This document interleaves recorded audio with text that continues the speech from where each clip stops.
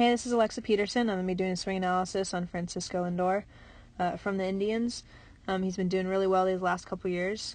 He hits both left and right-handed, but this is his left-handed swing here. We're going to take a look at. So his starting stance, he's a little bit more relaxed. He actually has his hands really close to his body, and his barrel is pretty much resting on his back shoulder. And that's fine as a hitter if they'd like to start like that, very nice and relaxed position. He's going to have a little bit smaller of a load, just kind of a little bit bringing that knob back towards the catcher, as you see as he picks up that back foot.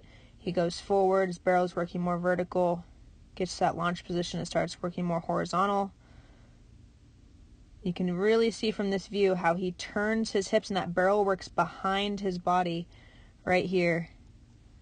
You can see how that barrel works behind him as he's turning it. Turning that barrel, whipping it around with his hips and his core turning them. Rather than what a lot of hitters will do, they'll go right from this position and push their hands, and their knob actually won't work behind their body. Gets the great launch position, good torso tilt or hip hinge. Really rotates those hips really well. And hits that to right field.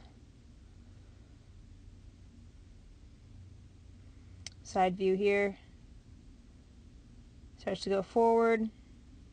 Launch position right there. Check it. His knob is down towards the catcher.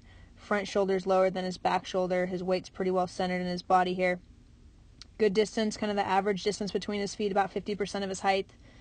Front knee has bend. He's in a really great position here. Nice, strong position. Hips start turning. Watch his front knee too. A lot of hitters will just have that front knee immediately straighten and push back, and they actually end up falling back really hard. Notice how he's rotating his hips around this way. So because he's in that good launch position with some knee bend, you're going to see that front knee almost roll or open up a little bit while still having a little bit of bend. Right there. Starting to firm up as he gets closer to contact.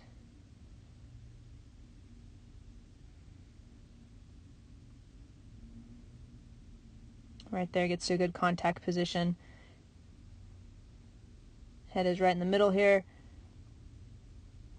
Good kind of punching position with that bottom hand elbow. Right across there, good L position right here. Front leg is straightened. His is pretty much locked out.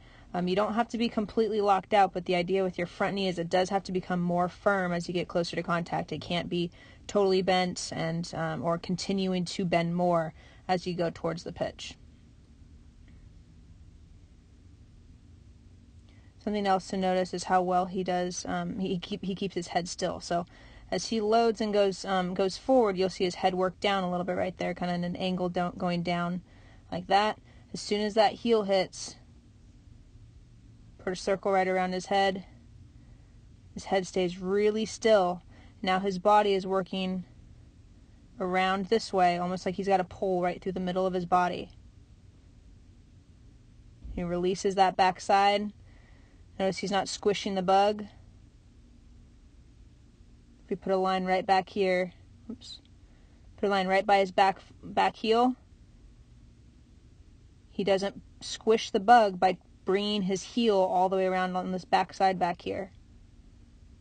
He's rotating his hips really well, and he's releasing his backside. He comes up on his toe, and then after the fact, that's when that heel can kind of come back over that line. That's fine. It's well after contact point.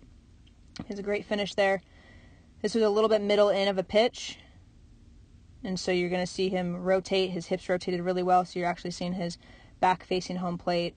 Great extension, great finish, all that. Great swing all around.